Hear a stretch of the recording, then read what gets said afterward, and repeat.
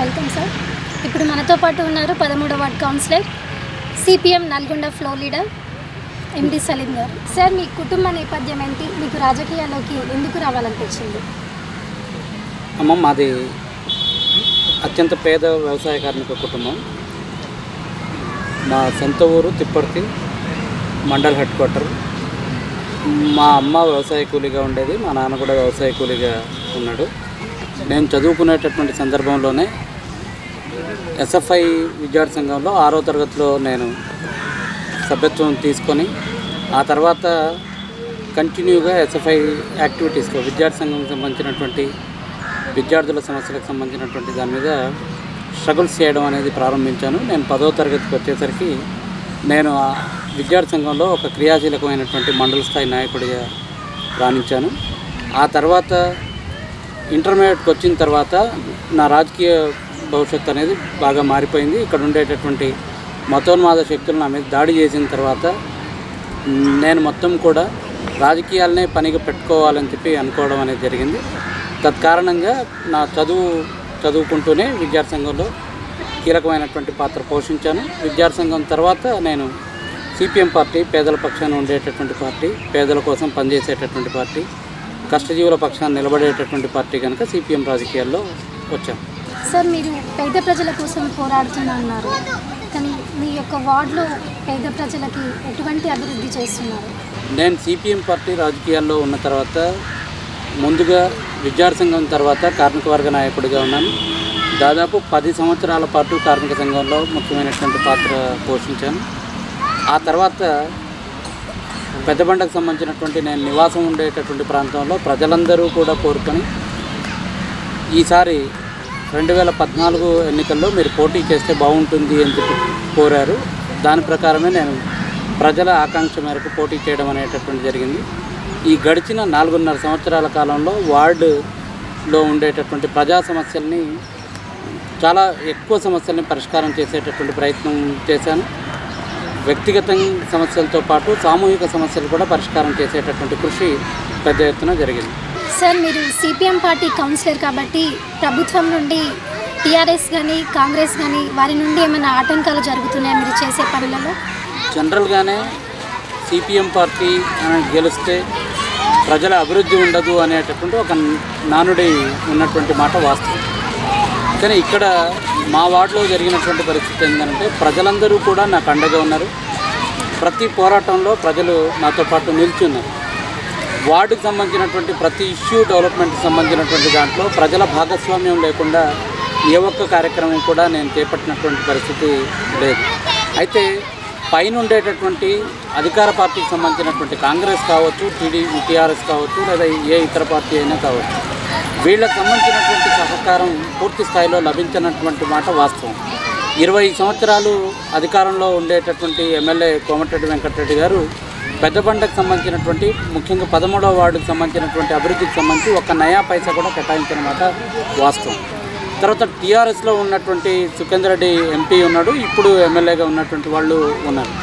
వీళ్ళు కూడా ఏ ఒక్కరోజు కూడా వాళ్ళ నిధుల నుంచి ఈ ప్రాంత అభివృద్ధి కోసం కేటాయించినటువంటి దాఖలాలు ఏమీ లేవు. కానీ ప్రజలందరి సహకారంతో అనేక పోరాటాలు, అంటే కలెక్టరేట్ ముందు ధర్నాలు కానివ్వండి, ఆందోళనలు కానివ్వండి, నిరాహార దీక్షలు, మున్సిపల్ ముందు నిరాహార దీక్షలు కానివ్వండి, తర్వాత ఆమరణ నిరాహార దీక్షలు కూర్చున్నటువంటి సందర్భాలు ఉన్నాయి. ఈ ప్రాంతం సమస్యలకు సంబంధించినటువంటి విషయంలో ప్రజల సహకారంతో కొట్లాడి అన్ని వార్డుల కంటే ఎక్కువ ఈ వార్డుని అభివృద్ధి చేసేటటువంటి ప్రయత్నం ఈ 4.5 సంవత్సరాల కాలంలో జరిగింది. సార్, మీకంటే ముందు ఉన్న కౌన్సిలర్ ఎలాంటి అభివృద్ధి చేశారు? ఇప్పుడు మీరు ఎలాంటి అభివృద్ధులు చేస్తున్నారు? అమన్, పెద్దబండ అనేటటువంటిది స్లమ్ ప్రాంతం. ఎక్కువ మంది దళితులు, బీసీ సంబంధించినటువంటి సామాజిక వర్గాలు ఉండేటటువంటి ప్రాంతం. ఉన్నత కులాలకు సంబంధించినటువంటి వాళ్ళు చాలా తక్కువ సంఖ్యలో ఉంటారు. అభివృద్ధికి సంబంధించినటువంటి విషయంలో గడిచిన 20 సంవత్సరాలు ఈ ప్రాంత అభివృద్ధికి సంబంధించినటువంటి విషయంలో ఇక్కడ గెలిచిన కౌన్సిలర్స్ కానివ్వండి, పైన ఉండేటటువంటి ప్రజాప్రతినిధులు కానివ్వండి, దీన్ని పూర్తిగా నిర్లక్ష్యం వహించారు. దాంతో ఈ ప్రాంతం అంతా కూడా పెద్ద స్లమ్గానే ఉంది తప్ప సమస్యల పరిష్కారం అయినటువంటి దాఖలాలు లేవు. చివరికి నేను కౌన్సిలర్ కాకముందుకు ఆ ప్రాంతంలో రోడ్లు ఊడ్చడానికి కనీసం మున్సిపాలిటీ వాళ్ళు కూడా రానటువంటి పరిస్థితి, వీధి లైట్లు కూడా లేనటువంటి పరిస్థితి ఉండేది. ఇప్పుడు ఈ 4.5 సంవత్సరాల కాలంలో దాదాపు ప్రతి సమస్యని వెలికి తీయడం, దాని పరిష్కారం కోసం ప్రయత్నం చేశాం. ముఖ్యంగా విద్యుత్తుకు సంబంధించినటువంటి సమస్య చాలా ప్రధానమైనటువంటి సమస్యగా ఉండేది. నేను కౌన్సిలర్ అయిన తర్వాత ఒక 11 ట్రాన్స్ఫార్మర్స్ వేశాము.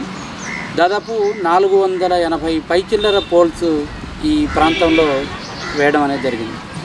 తర్వాత ఉన్నటువంటి మంచినీటి సమస్య కూడా చాలా తీవ్రంగా ఉండేది మా ప్రాంతంలో.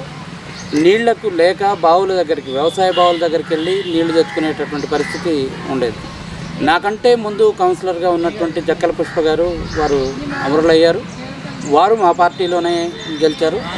కానీ దురదృష్టం ఏంటంటే 2.5 సంవత్సరాల పాటే వారు పరిపాలన అందించారు. వారు కొంత ప్రయత్నం చేశారు మంచినీటి సమస్య పరిష్కారానికి.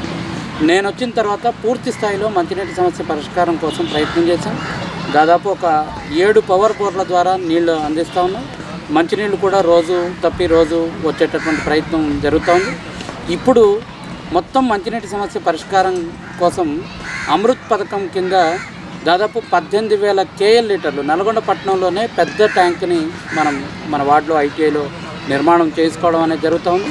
ఇంకొక 2-3 మాసాల్లో ఆ ట్యాంకు పనులు కూడా ప్రారంభించుకొని మొత్తం ప్రజలకి దాహార్తిని తీర్చేటటువంటి ప్రయత్నం జరుగుతుంది. అదే రకంగా రోడ్స్, ట్రైన్స్ ఇవన్నీ కూడా పూర్తిగా లేకుండా ఉండే. మొత్తం నేను కౌన్సిలర్ అయ్యే నాటికి మొత్తం వార్డులో 2 మాత్రమే సీసీ రోడ్లు ఉండేది.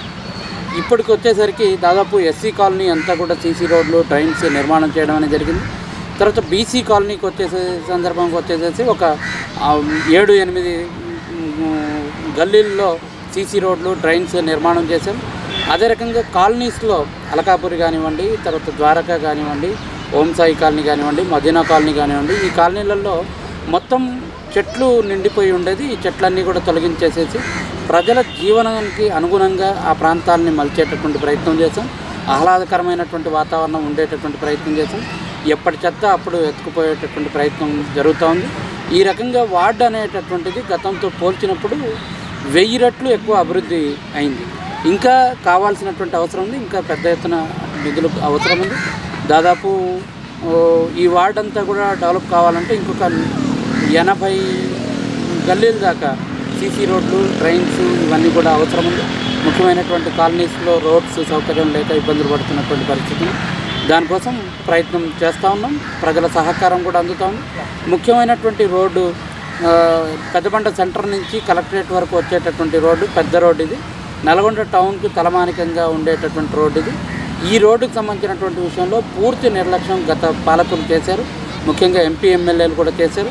నేను ఆ రోడ్డుకు సంబంధించినటువంటి మంజూరుకు సంబంధించినటువంటి విషయంలో FCI అధికారులతో మద్రాసు, ఢిల్లీ స్థాయిలో మా పార్టీ అఖిల భారత కార్యదర్శి సీతారాం యేచూరి గారి సహకారం లెటర్ తీసుకొని FCI అధికారులతో మాట్లాడి దాన్ని మున్సిపల్ రోడ్డుగా మార్చాం. మొన్న పోయిన సంవత్సరం ఏప్రిల్ మాసంలో 108 గంటలు ధర్నా చేసి ఆ రోడ్ని 2,04,00,000 మంజూరు చేసుకోవడం అనేది జరిగింది. ఇప్పుడు టెండర్స్ అయిపోయాయి. ఇంకొక వారం 10 రోజుల్లో ఆ రోడ్డుకు సంబంధించినటువంటి పనులు కూడా పూర్తి స్థాయిలో జరిగేటటువంటి పరిస్థితులు. దీంతో ఆ రోడ్డు కాక పడితే పూర్తి స్థాయిలో మా వార్డు అంతా కూడా అభివృద్ధి అయినట్టుగా కనపడుతోంది. దాని ద్వారా ఎక్కువ మేలు జరిగే, ప్రజలకు రాకపోకలకు ఇబ్బంది లేకుండా ఉండేటటువంటి పరిస్థితి ఉంటుంది. ఓకే సార్, ఇప్పుడున్న రాష్ట్ర ప్రభుత్వం మున్సిపాలిటీకి ఎన్ని నిధులు కేటాయించింది? ఆ నిధులు ప్రజల వద్దకు చేరుతున్నాయా? గడిచిన 4 సంవత్సరాల కాలంలో రాష్ట్ర ప్రభుత్వం ₹1 కూడా మున్సిపాలిటీలకు నిధులు కేటాయించింది. కానీ ఈ సంవత్సర కాలంలో USSID స్కీమ్ కింద దాదాపు 100 కోట్లు మంజూరు చేస్తున్నట్టుగా ప్రకటన చేసింది. మున్సిపల్ శాఖ మంత్రి, మాజీ మున్సిపల్ శాఖ మంత్రిగా ఉన్నటువంటి KTR గారు ఈ ప్రకటన చేశారు. ఇది అప్రూపంలోనే మున్సిపాలిటీలకు ఇస్తూ ఉన్నాం. ఈ అప్పును చెల్లించేటటువంటి పరిస్థితి వస్తూ ఉంది. కానీ వీటికి సంబంధించినటువంటి విషయంలో మొత్తం కూడా ప్రజలకు సమస్య ఏదైతే ఉందో ఆ సమస్య పరిష్కారం చేయడం కోసం ఈ నిధులు మంజూరు అవుతున్నట్లు కానీ వాటి పరిష్కారం కోసం చేసేటటువంటి పని కానీ లేదు. ఏమన్నా పట్టణ సుందరీకరణ పేరుతోనే పట్టణ కూడళ్ల అభివృద్ధి అనేటటువంటి పేరుతో ఈ నిధులన్నీ కూడా ఖర్చు చేయడం అనేటటువంటి జరుగుతుంది. నిధుల దుర్వినియోగం కూడా జరుగుతుంది. నిజంగా వస్తున్నటువంటి ఈ 100 కోట్లకు సంబంధించినటువంటి విషయంలో కూడా ప్రజల అవసరాలు ఏవైతే ఉన్నాయో ప్రజల అవసరాలని తీర్చేటటువంటి విధంగా ఉండాలి. ముఖ్యంగా స్ట్రాంగ్ వాటర్ డ్రైన్స్ నిర్మాణం కానివ్వండి, పార్కుల అభివృద్ధి కానివ్వండి, తర్వాత మిగతా ప్రాంతాలకు సంబంధించినటువంటి అభివృద్ధికి సంబంధించినటువంటి విషయంలో కానివ్వండి, లేదా ప్రజలు ఎక్కడైతే ఇబ్బందులు పడుతున్నారో ఆ ఇబ్బందులు పడేటటువంటి సందర్భాల్లో ఆ ఇబ్బందుల్ని పరిష్కారం చేసేటటువంటి దిశగా కానివ్వండి, లేదా లింక్ రోడ్లకు సంబంధించినటువంటి అభివృద్ధి కానివ్వండి, ఇవి జరగాల్సినటువంటి అవసరం ఉంది. కానీ వీటికి సంబంధించినటువంటి విషయంలో నిధులు కేటాయించేటటువంటి పరిస్థితి లేదు. రాజకీయ లబ్ధి పెంపొందిస్తున్నటువంటి పరిస్థితి ఉంది. స్థానికంగా ఉండేటటువంటి ఎమ్మెల్యే, తర్వాత స్థానికంగా ఉండేటటువంటి అధికార పార్టీకి సంబంధించినటువంటి కౌన్సిలర్స్ కొంతమంది మ్యానిపులేటెడ్ అయ్యి కలెక్టర్ని ఆ రకమైనటువంటి ఒత్తిడి తీసుకొచ్చేసేసి అవసరం లేని చోట, ప్రజలకు అవసరం లేని చోట ఈ నిధుల్ని కేటాయిస్తున్నట్టు కనపడుతూ ఉంది. దీని విషయంలో మేము మున్సిపాలిటీ కౌన్సిల్ లోపల, తర్వాత బయట ప్రజల సహకారంతో ఆందోళనలు చేస్తూ ఉన్నాం. ఇంకా కూడా పెద్ద ఎత్తున ఆందోళనలు చేయాల్సినటువంటి అవసరం ఉంది.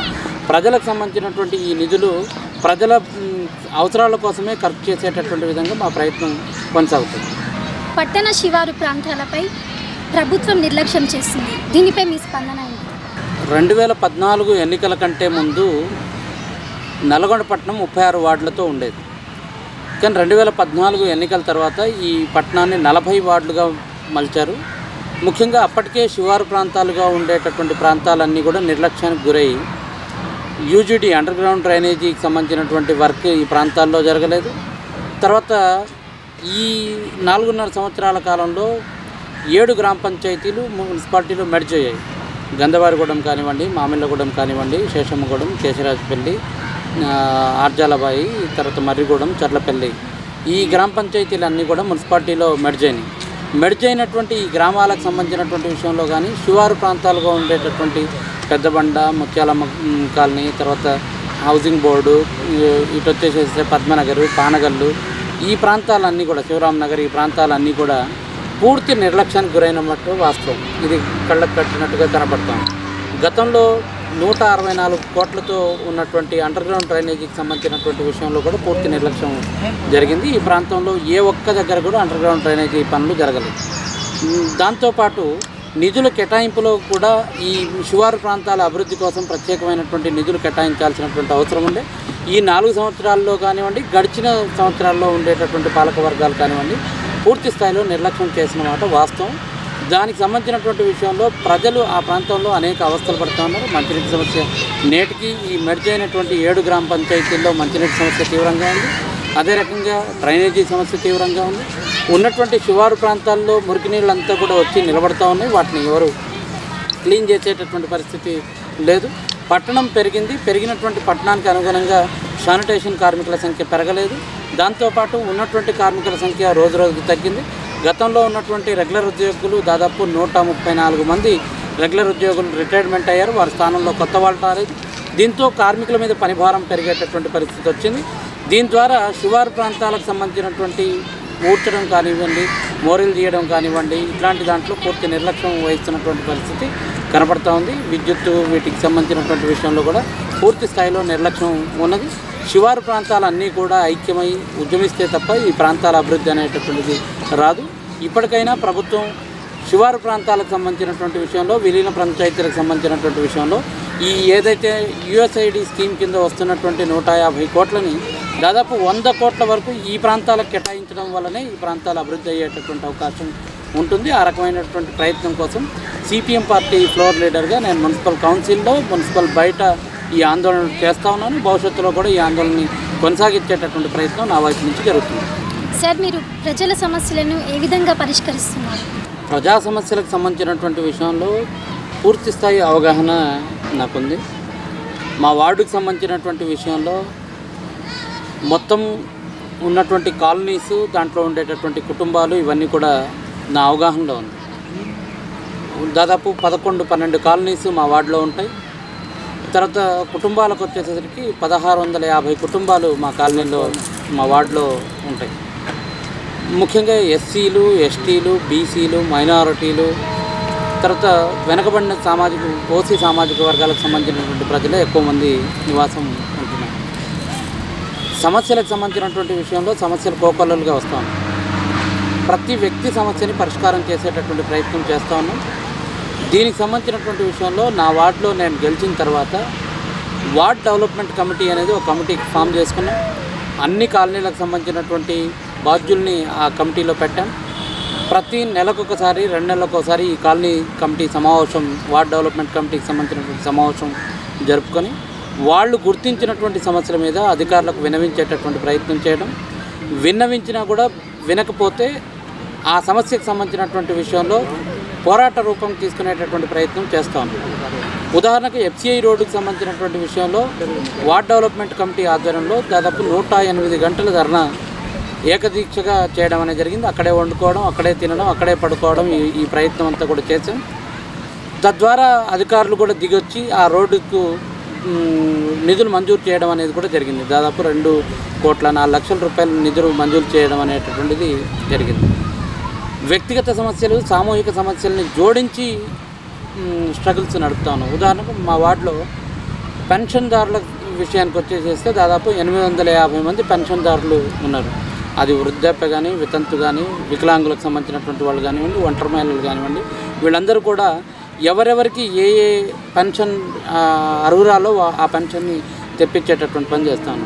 రెండోది, వార్డులో ఉండేటటువంటి ప్రజలకు సంబంధించినటువంటి, ముఖ్యంగా మహిళలకు సంబంధించినటువంటి విషయంలో వాళ్ళు వ్యక్తిగతంగా సంపాదించి వాళ్ళ కాళ్ళ మీద వాళ్ళు నిలబడడం కోసం ఈ 4.5 సంవత్సరాల కాలంలో దాదాపు మొత్తం సంవత్సర కాలం అంతా కూడా టైలరింగ్ సెంటర్స్ని ఏర్పాటు చేసేసి ఎక్కువ మంది మహిళలకి టైలరింగ్ నేర్పించేటటువంటి ప్రయత్నం చేయడం, ఫ్రీ కంప్యూటర్ కోచింగ్ నేర్పే ప్రయత్నం చేయడం, ఇవి కూడా మా వార్డ్ డెవలప్మెంట్ కమిటీ ఆధ్వర్యంలో నిర్వహించడం అనేది జరుగుతుంది.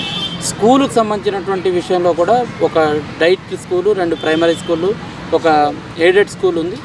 నేను కౌన్సిలర్ అయిన తర్వాత, కౌన్సిలర్ కాకముందుకు మా వార్డులో ఉండేటటువంటి ప్రైమరీ స్కూల్, పెద్దబండలో ఉండేటటువంటి ప్రైమరీ స్కూల్ మూతపడ్డది.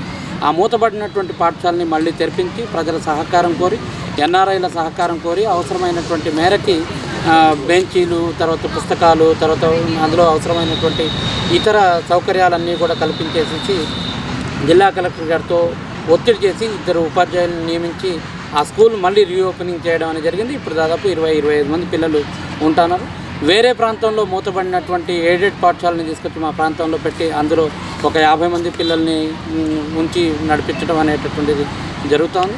అదే రకంగా డైట్ పాఠశాలకు సంబంధించినటువంటి విషయంలో ఆ పాఠశాలలో ఉండేటటువంటి విద్యార్థులకు సంబంధించినటువంటి స్టడీ పెంపొందించడం కోసం ప్రతి సంవత్సరం వార్డ్ డెవలప్మెంట్ కమిటీ ఆధ్వర్యంలో స్వతంత్ర గణతంత్ర దినోత్సవాల్లో పాల్గొనడం, అదే రకంగా వాళ్ళకు సంబంధించినటువంటి విషయంలో ఎవరైతే ఎక్కువ మార్కులు పొంది పాస్ అవుతారో వాళ్ళని ప్రోత్సహించడం కోసం వార్డ్ డెవలప్మెంట్ కమిటీ ఆధ్వర్యంలో బహుమతులు ఇవ్వడం, పారితోషికాలు ఇవ్వడం, ఇట్లాంటి పని కూడా చేయడం అనేటటువంటి జరుగుతుంది.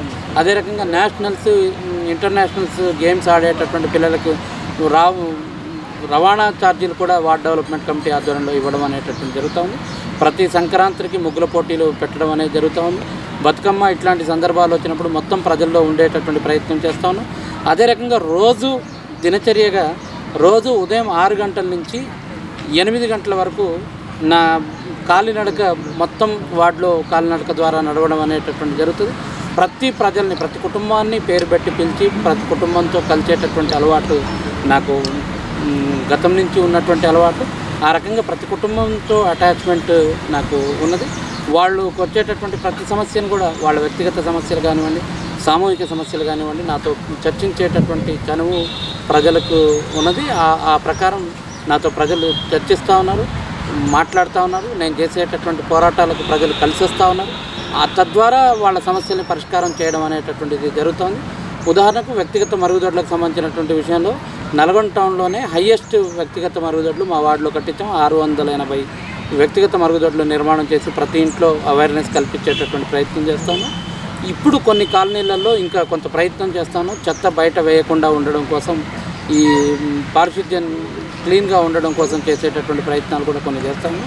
మహిళలతో గ్రూప్ మీటింగ్స్ ఇట్లాంటివి చేసేటటువంటి ప్రయత్నం ఇదంతా కూడా చేస్తున్నాం. అది కూడా సక్సెస్ అయితే మా వార్డు అనతి కాలంలోనే మరొకసారి ప్రజల అవకాశం ఇస్తే అనతి కాలంలోనే ఈ వార్డు అంతా కూడా పూర్తి స్థాయిలో అభివృద్ధి అయ్యేటటువంటి అవకాశం ఉంటుంది. సార్, పట్టణంలో 40 వార్డులలో మీ యొక్క 13వ వార్డు అభివృద్ధిని ముందుంచడానికి మీ దగ్గర ఉన్న ప్రణాళిక ఏంటి? గడిచిన 4 సంవత్సరాల కాలంలోనే పట్టణంలో ఉండేటటువంటి అన్ని వార్డులతో పోటీ పడే విధంగా మా వార్డుని అభివృద్ధి చేసేటటువంటి ప్రయత్నం చేస్తాను. ముఖ్యంగా వార్డు ప్రజలందరి సహకారం నాతో పాటు ఉన్నది. ప్రతి పనిలో కూడా ప్రజల సహకారం ఉంది, ప్రజల శ్రమ కూడా దాని వెనకాల ఉంది. అవసరం ఉన్నటువంటి చోట ప్రజలే నిధులు ఖర్చు చేసి ఈ వార్డుని డెవలప్ చేసుకునేటటువంటి స్వయం పోషక వార్డుగా మార్చడం కోసం ప్రయత్నం జరుగుతోంది. ముఖ్యంగా ఉన్నటువంటి కాలనీలలో, అన్ని కాలనీలలో కూడా డ్రైనేజీ వ్యవస్థ అనేది అండర్గ్రౌండ్ డ్రైనేజీగా మార్చుకోవాలని చెప్పి ప్రణాళిక వేసుకున్నాం. దానికి అవసరమైనటువంటి డబ్బులు మున్సిపాలిటీ నుంచి కాకుండా, రాష్ట్ర ప్రభుత్వం నుంచి కాకుండా అక్కడ ఉండేటటువంటి ప్రజలే పూర్తి స్థాయిలో సహకారం అందించేటటువంటి ప్రయత్నం జరుగుతోంది. దీని ద్వారా వార్డుని ముందుకు తీసుకెళ్లేటటువంటి ప్రయత్నం చేయొచ్చు. రెండోది, వార్డు మొత్తంలో ఉండేటటువంటి ప్రతి సమస్య నా దృష్టిలో ఉంది. ఆ సమస్య పరిష్కారం ఎలా చేయాలి అనేటటువంటిది కూడా కోణం మా వార్డ్ డెవలప్మెంట్ కమిటీ, తర్వాత మా వార్డు కమిటీ, తర్వాత అక్కడ ఉండేటటువంటి ప్రజలు వీళ్ళందరి సహకారం కూడా అందిస్తూ ఉన్నారు. తద్వారా వార్డులో ఉండేటటువంటి ఎంత పెద్ద సమస్య అయినా మాకు చిన్న సమస్యగానే కనపడుతుంది. ఆ సమస్యను పరిష్కారం చేయడం కోసం కృషి జరుగుతూ ఉంది. అట్లాంటి ప్రయత్నం మేము చేయొచ్చు. భవిష్యత్తులో కూడా అట్లాంటి కృషి జరుగుతుంది.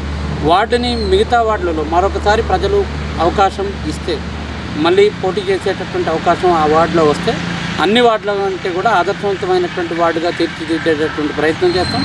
ఉన్నటువంటి ప్రజలందరూ కూడా అట్లాంటి సహకారాన్ని అందిస్తూ ఉన్నారు. భవిష్యత్తులో కూడా ఈ సహకారం ప్రజల నుంచి కొనసాగుతుందని చెప్పి ఆశిస్తూ ఉన్నాం. దాని ద్వారా వాటిని పూర్తి స్థాయిలో డెవలప్ చేసేటటువంటి ప్రయత్నం చేస్తాం. సార్, నల్గొండ పట్టణంలో అండర్ గ్రౌండ్ డ్రైనేజ్ సమస్య ఫెయిల్యూర్ అయింది. దీని గురించి మీ యొక్క స్పందన ఏంటి? అత్యంత ప్రతిష్టాత్మకంగా చేపట్టినటువంటి అండర్ గ్రౌండ్ డ్రైనేజీ అనేది దీర్ఘకాలిక ప్రాజెక్టుగా నల్గొండ టౌన్లో ఉన్నది. దాదాపు దశాబ్దంన్నర కాలం, 15 సంవత్సరాల కాలం అవుతుంది దీనికి సంబంధించినటువంటి సమస్య పరిష్కారం కాకపోను ప్రజలకు సమస్య గుదిబండంగా మారినటువంటి పరిస్థితి వాస్తవం మీరు అన్నట్లు. దీనికి సంబంధించి ఎక్కడైనా అండర్ గ్రౌండ్ డ్రైనేజీ నిర్మాణం జరగాలని చెప్పానంటే ముందు సివరేజ్ ప్లాంట్ నిర్మాణం జరగాలి. దాన్ని లోతట్టు ప్రాంతాన్ని బేస్ చేసుకొని అక్కడి నుంచి లెవెల్స్ వేసేసుకొని వచ్చేసేసి నల్గొండ టౌన్కి సంబంధించినటువంటి అండర్ గ్రౌండ్ డ్రైనేజీ నిర్మాణం చేయాలి. కానీ అది వదిలేసేసి ప్రభుత్వం లాభాపేక్ష అనేటటువంటి ఉద్దేశంతో గల్లీలలో మొత్తం తవ్వేసేసి చిన్న చిన్న పైపులు వేసేసి, స్థాయికి తగినటువంటి పైపులు కాకుండా, నీళ్లు పోయేటటువంటి పైపులు కాకుండా చిన్న పైపులు బావుల్లోకి తవ్వేసి వేసేసింది. తద్వారా సివరేజ్ ప్లాంట్ నిర్మాణం జరగకపోవడం ద్వారా మొత్తం దానికి సంబంధించినటువంటి మ్యాన్హోల్స్ అన్నీ ఎక్కడ పడితే అక్కడ పొంగిపడుతున్నాయి. ముఖ్యమైనటువంటి పౌష్ కాలనీల్లో కూడా ఈ అండర్ గ్రౌండ్ డ్రైనేజీకి సంబంధించినటువంటి మ్యాన్హోల్స్ పొంగిపడుతాను. దాని నుంచి వచ్చేటటువంటి దుర్గంధంతో ప్రజలందరూ కూడా రకరకాల రోగాల బారిన పడేటటువంటి పరిస్థితి వస్తూ ఉంది. అయితే దీనికి సంబంధించినటువంటి విషయంలో మా పార్టీ గతంలోనే దాదాపు 1,00,000 కరపత్రాలు వేసింది. అండర్ గ్రౌండ్ డ్రైనేజీకి సంబంధించినటువంటి సమస్య మీద దాదాపు 4 రోజుల పాటు మున్సిపల్ ముందు నిరాహార దీక్ష చేశాం. ఆ అదనపు నిధులు అవసరమని చెప్పి దాదాపు 90 కోట్ల పైచిల్లర నిధులు అవసరం ఉన్నాయని చెప్పి ఆ నిధుల మంజూరు కోసం కిరణ్ కుమార్ రెడ్డి ప్రభుత్వం ఉన్నప్పుడు పోరాటం చేశాం. నిధులు మంజూరు చేయించుకున్నాం. ముఖ్యంగా టీఆర్ఎస్ ప్రభుత్వం అధికారంలోకి వచ్చిన తర్వాత దీనికి సంబంధించినటువంటి నిధుల మంజూరు చేసేటటువంటి దాంట్లో పూర్తిగా నిర్లక్ష్యం వహించింది. ఇప్పుడు సివరేజ్ ప్లాంట్ నిర్మాణం కొంత ప్రయత్నం జరుగుతున్నా ఇంకా మెయిన్ కాలువలు ఇవన్నీ కూడా నిర్మాణం జరగకపోవడం ద్వారా ఈ సమస్య అలాగే ఉంది. ప్రజలందరూ కూడా ఇబ్బందులు పడుతూ ఉన్నారు. అందుకే ప్రజా సమస్యగా ఉన్నటువంటి ఈ సమస్యను తీసుకొని భవిష్యత్తులో రాబోయే కాలంలో పట్టణ ప్రజలందరి సహకారంతో పెద్ద ఎత్తున పోరాటం చేయడం కోసం సిపిఎం పార్టీగా కౌన్సిల్లో నేను కౌన్సిల్ సభ్యుడిగా, సిపిఎం ఫ్లోర్ లీడర్గా ప్రజా సమస్యను వెలికి తీసి అధికారుల దృష్టికి తీసుకొచ్చేటటువంటి ప్రయత్నం తీవ్రంగా చేస్తాం. భవిష్యత్తులో కూడా ఆ పోరాటాన్ని కొనసాగించేటటువంటి ప్రయత్నం చేస్తాం. సార్, రానున్న మున్సిపాలిటీ ఎన్నికల్లో మీరు పోటీ చేస్తున్నారా? చేస్తే ఒకవేళ మీరు గెలుస్తారనుకుంటున్నారా? మా వార్డులో రిజర్వేషన్ కలిసి వచ్చి పార్టీ మళ్ళీ పోటీ చేయమని చెప్పి ఆదేశిస్తే ఖచ్చితంగా పోటీ చేస్తాం. పార్టీ ఆదేశించకుండా పోటీ చేసేటటువంటి వ్యక్తిగత అలవాటు నాకు లేదు. అట్లాంటి ప్రయత్నం ఏమీ చేయం. ఒకవేళ పోటీ చేయడం అంటూ జరిగితే గెలవడం అనేటటువంటిది ఖాయం. అందులో ఏం తేడా లేదు. మా వార్డులో నేను కాకుండా మా పార్టీ నుంచి ఎవరు పోటీ చేసినా గెలవడం అనేటటువంటిది తప్పనిసరిగా జరుగుతుంది. 13వ వార్డు సిపిఎం వార్డుగానే గెలుస్తాం తప్ప వేరే వార్డుగా గెలిచేటటువంటి పరిస్థితి లేదు. ఇక్కడ గెలుపోవటంలో అనేటటువంటి వ్యక్తికి సంబంధించినటువంటి అంశం కాదు, పార్టీకి సంబంధించినటువంటి అంశం. అందుకని విధానపరమైనటువంటి అంశమే మాకు కీలకమైనటువంటి అంశం. సిపిఎం పార్టీకి సంబంధించినటువంటి విధానమే పేద ప్రజల పక్షాన్ని నిలబడేటటువంటి విధానం, పేద ప్రజలకు సంబంధించినటువంటి పోరాటాలు చేసేటటువంటి పార్టీ. ఆ పార్టీలో నాయకుడిగా ఉన్నటువంటి నేను ప్రజా సమస్యలు ప్రజలతో మమేకం అవ్వడం అనేటటువంటిది చాలా ఎక్కువగా జరుగుతూ ఉంటుంది. ప్రజలందరూ కూడా ముఖ్యంగా మా ప్రాంతంలో ఉన్నదంతా కూడా పేదలు, దళితులు, మైనారిటీలు ఇట్లాంటి వాళ్ళే ఉన్నారు కాబట్టి వీళ్ళల్లో మా పార్టీ బలంగా ఉంది. ఖచ్చితంగా గెలవడం అనేటటువంటి జరుగుతుంది. మా గెలుపుని నల్లేరు మీద నడికే ఉంటుంది. అదే రకంగా ప్రజా సమస్యలకు సంబంధించినటువంటి విషయంలో ఎప్పుడూ పోరాటాల్లో ఉంటున్నాం. ప్రజలు ఎదుర్కొనేటటువంటి ప్రతి సమస్య మీద మేము పోరాడుతున్నాం కాబట్టి ప్రజలు మమ్మల్ని ఖచ్చితంగా గెలిపించుకుంటారు అనేటటువంటిది మేము ఖచ్చితంగా ఈ సందర్భంగా చెప్పగలం. ఆ గెలిచిన తర్వాత కూడా ఈ పదవి ప్రజల కోసం అంకితం అవుతుంది తప్ప పార్టీలు ఫిరాయించేటటువంటి పద్ధతి, ఇట్లాంటి పద్ధతి మా దగ్గర ఉండదు. ఖచ్చితంగా మా వార్డులో సిపిఎం పార్టీ ఖచ్చితంగా గెలుస్తుంది. రిజర్వేషన్ అనుకూలించి మళ్ళీ పార్టీ పోటీ చేయమని చెప్పి ఆదేశిస్తే పోటీ చేస్తాం. ధన్యవాదాలు సార్, మీ యొక్క విలువైన సమయాన్ని అండ్ సమాచారాన్ని మాకు అందించినందుకు. చివరిగా ఒక ప్రశ్న, ఒకవేళ పార్టీ ఎంపీ టికెట్ మీకు ఇస్తే మీరు పోటీ చేస్తారా? నేను సిపిఎం పార్టీ పూర్తికాలం కార్యకర్త. ప్రజా సమస్యల మీద పోరాడడం తప్ప ప్రజాప్రతినిధులు ఉండాలా ఉండొద్దా అనేటటువంటి నిర్ణయం తీసుకునేది పార్టీ. దానికి సంబంధించినటువంటి విషయంలో పార్లమెంట్ అనేటటువంటిది నా స్థాయికి తగినటువంటిది కాదు. పార్లమెంటుకు చాలామంది పార్టీలో సీనియర్ నాయకులు ఉన్నారు, పోటీ చేయగలిగినటువంటి శక్తి సామర్థ్యాలు ఉన్నటువంటి వాళ్ళు ఉన్నారు. నా స్థాయికి లేని ప్రశ్నలు మీరు అడిగి ఇట్లాంటి సమాధానాలు రాబట్టుకోవడం సరైనది కాదు. నేను పార్టీ కార్యకర్తగా ఉంటాను. నా జీవితకాలం పార్టీ కార్యకర్తగానే ఉంటాను. ఏ రకమైనటువంటి ఇబ్బందులు ఏమీ లేవు. చివరి అంకం వరకు, నా చావు వరకు ఎర్రజెండా కప్పుకొని చావడమే తప్ప ఇంకో మార్గం ఉండదు.